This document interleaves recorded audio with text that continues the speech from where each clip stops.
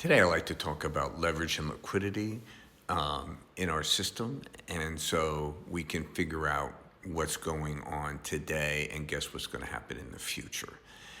First, though, I'd like to say sincerely thank everybody for their comments to my question on how I should do the videos. It seems that the format fits most people's, in fact, is 99.9% of the people, and so we will continue on with this format unless something happens in the future.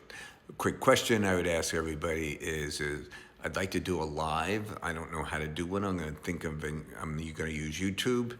So any feedback there, I'd appreciate that too.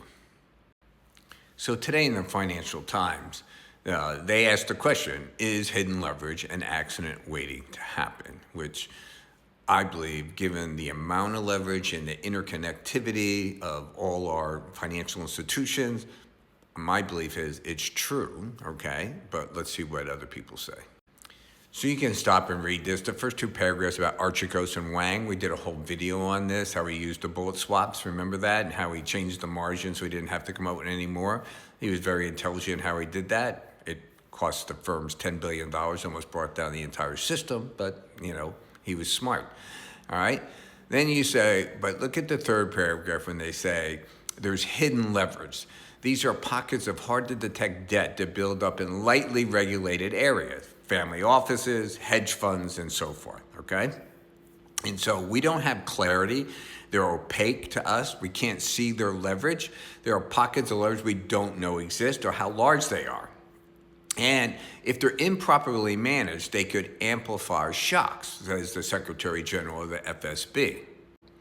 And again, you can read the first paragraph. The second one says there's no reporting requirements for family offices and hedge funds.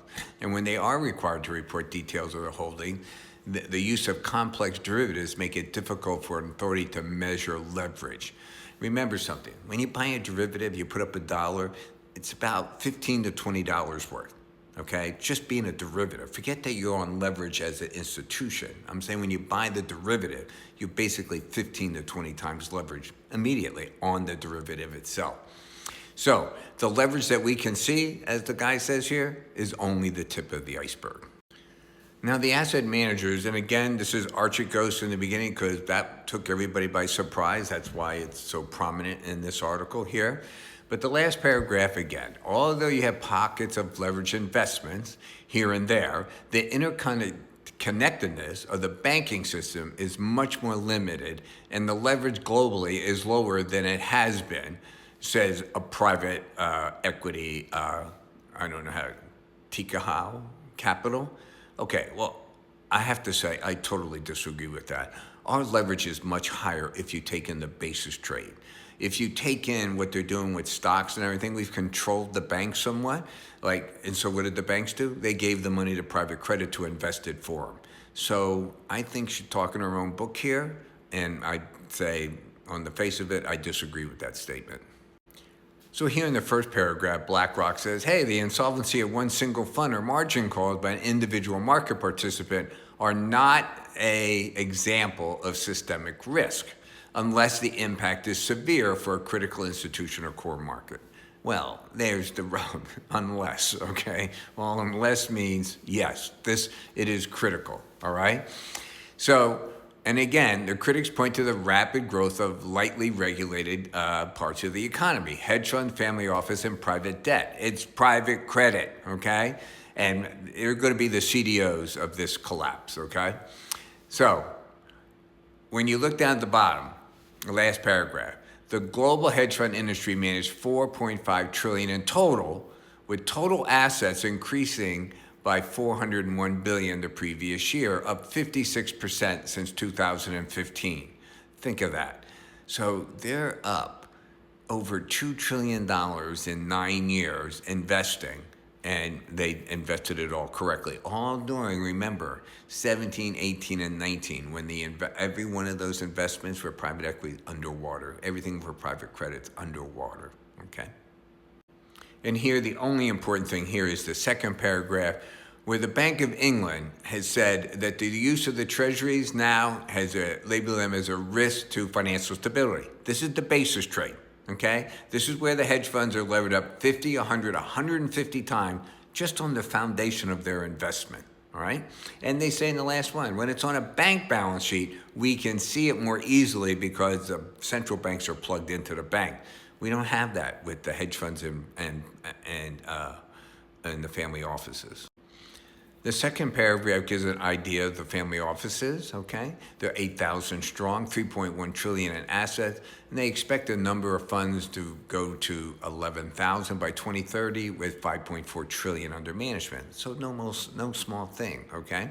And remember, Archegos was a family office.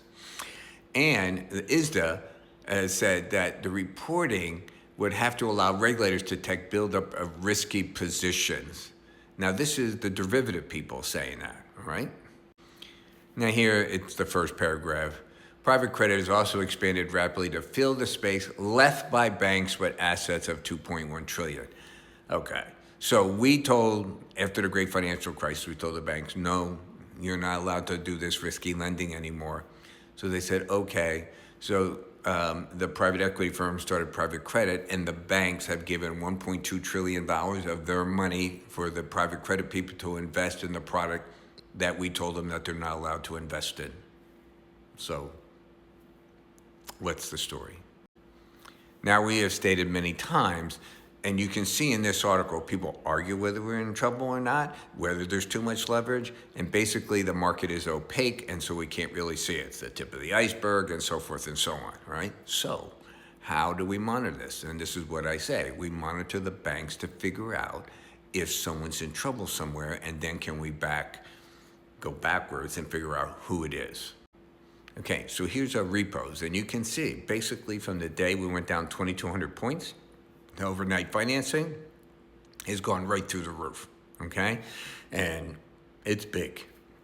So what we know is there's still stress in the system. Is it systemic? Is it 1? Is it 4? We don't know. We just know there's stress in the system. Also, we have the SOFR rate, okay, which is how banks borrow from each other overnight to balance their books.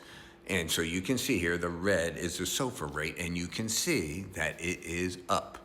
We are under stress. So SOFR stands for Secured Overnight Financing Rate, and it's the cost of borrowing money backed by U.S. Treasuries, kind of like the repo thing. You can read here how it happens and what it means and so forth when you get blown out on this. So I asked perplexedly, why does SOFR go up like it is? And they list these 4 reasons. You can read them yourself. But liquidity crunches and funding pressures. That's basically what we're looking at.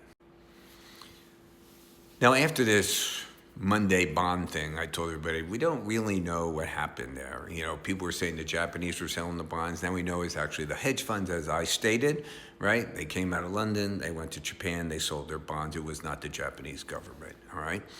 So I told everybody, what we have to do is see if any central bank comes out with a facility. Remember, after SVB, the Silicon Valley Bank, we ended up with BTFP.